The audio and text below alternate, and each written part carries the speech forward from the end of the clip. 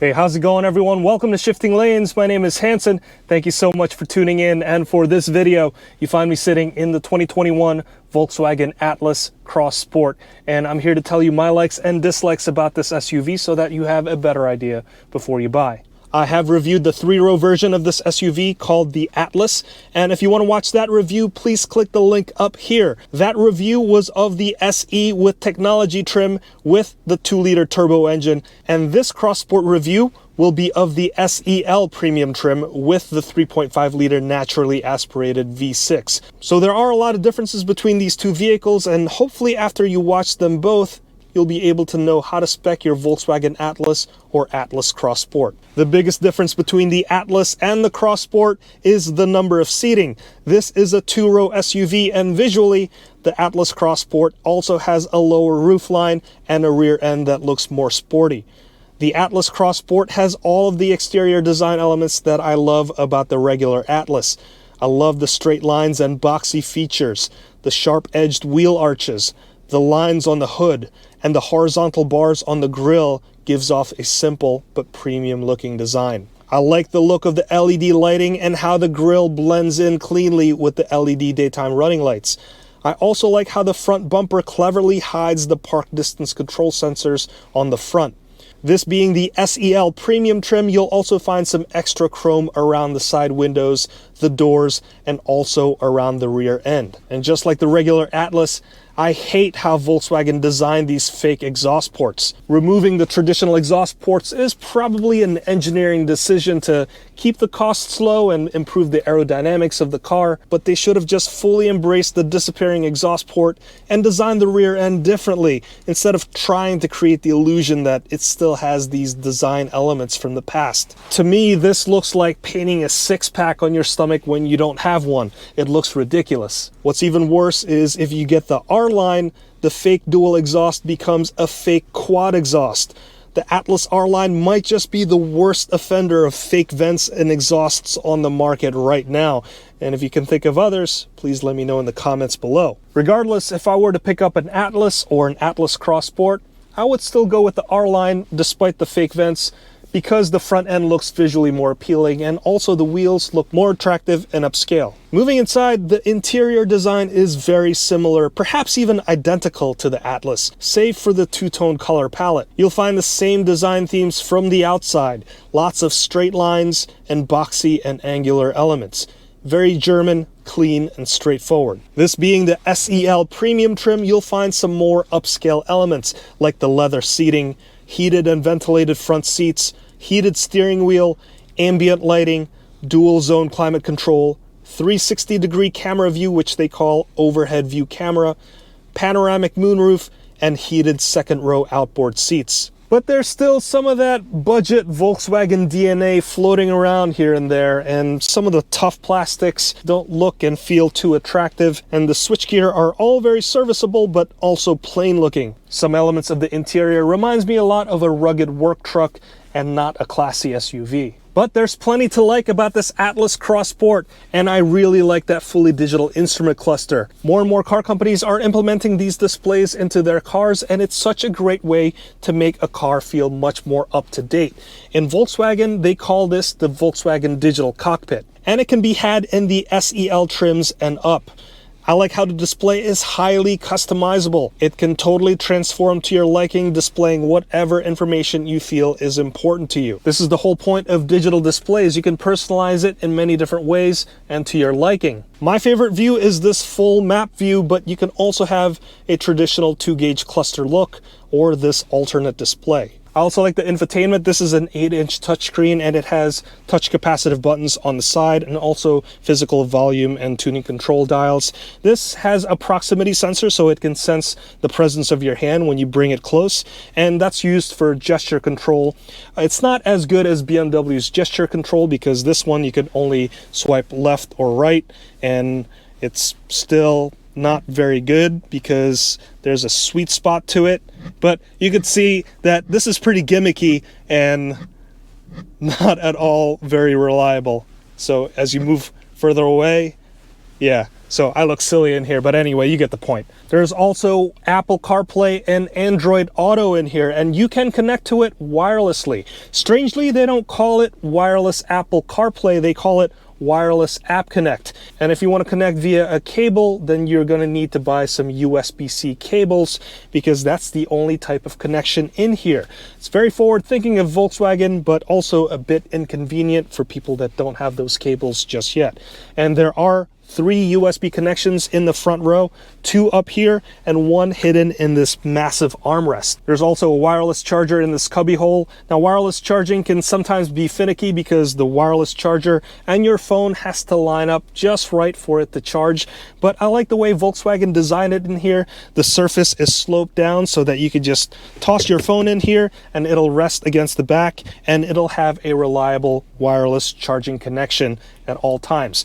I have an iPhone 12 Pro Max, and so far it works all the time. Moving to the second row, this is where you'll appreciate having an Atlas Cross Sport.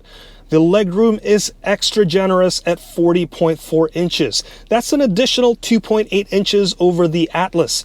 Now, this is on the same platform as the normal Atlas, and it has the same wheelbase. So since it loses the third row, they've moved the second row further back for more legroom.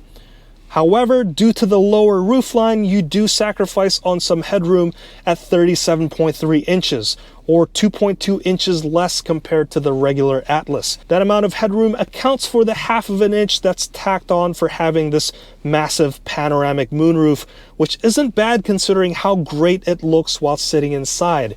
The beautiful piece of glass really opens up the cabin. And if you want to reduce some light, there are built-in sunshades on each door card. And as for cargo space, it's pretty impressive with 40.3 cubic feet of space behind the second row.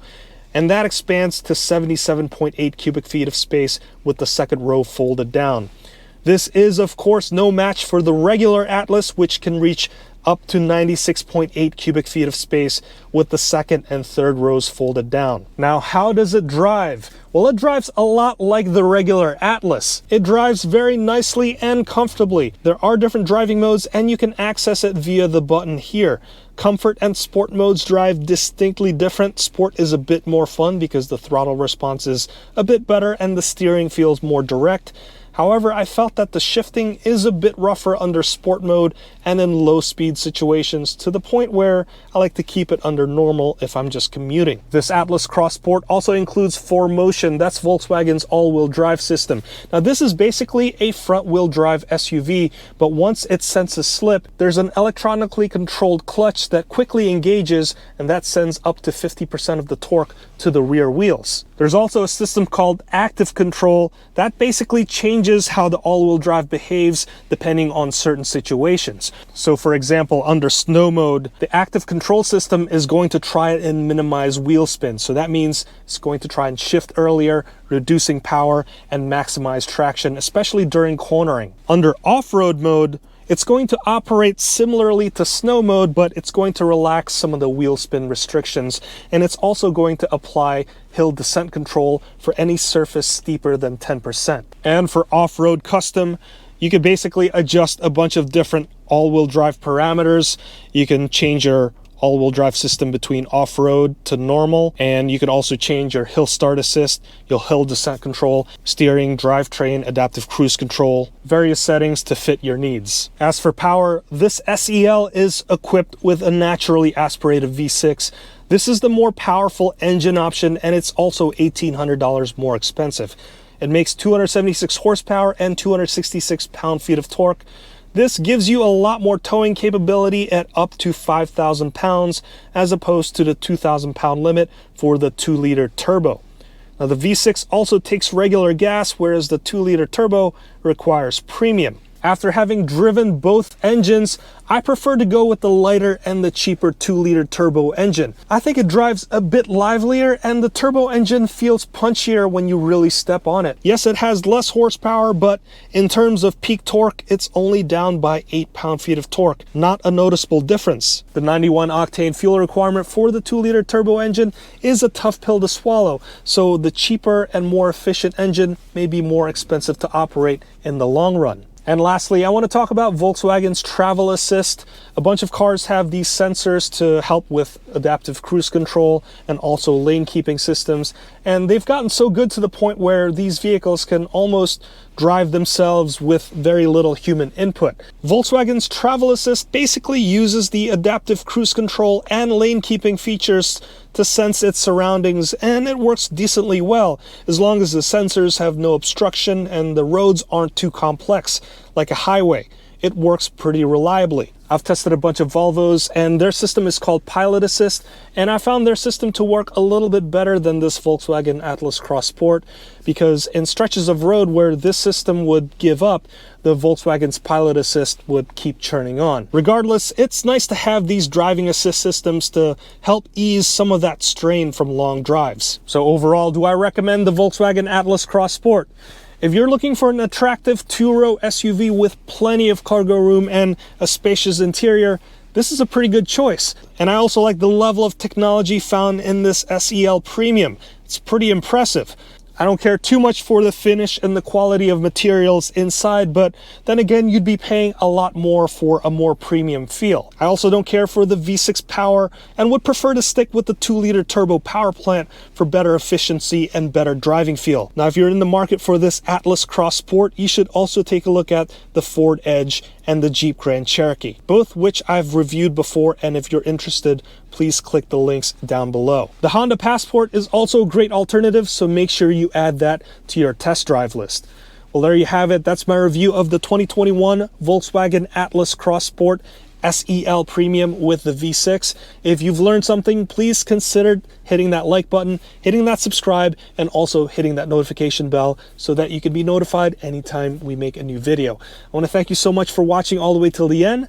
My name is Hanson, and I will see you next time.